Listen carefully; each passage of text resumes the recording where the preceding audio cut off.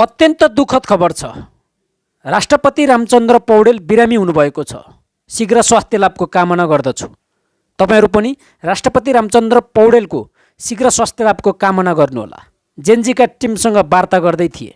त्यही बखतमा उहाँलाई वाक्क हुने, रिङ्गाटा लाग्ने, टाउको दुख्ने भएपछि अस्पताल लगिएको भनिएको छ। उता केपी शर्मा ओली पनि बिरामी अरे। उहाँलाई पनि शीघ्र स्वास्थ्य लाभको कामना। होइन, राष्ट्रपति रामचन्द्र पौडेल र केपी ओली एकैचोटि बिरामी पर्नुमा केही आशंका भने पक्कै पनि छ, तर त्यसो भन्न मिल्दैन, किनकि स्वास्थ्य गडबडी कसैले भनेर कसैले चाहेर हुने कुरा होइन, जतिखेर पनि हुन सक्ने कुरा हो। त्यसैले राष्ट्रपति रामचन्द्र पौडेल र प्रधानमन्त्री केपी शर्मा ओलीको शीघ्र स्वास्थ्य लाभको कामना गर्दछु। सायद राष्ट्रपतिले राम्रो निर्णय लिनुहोला। यी भ्रष्ट दलाल तस्करहरूको पक्षमा भन्दा पनि प्रत्यक्ष निर्वाचित कार्यकारी प्रणालीमा जाने माध्यम खोज्नुहोला, त्यो बाटो खोज्नुहोला है त।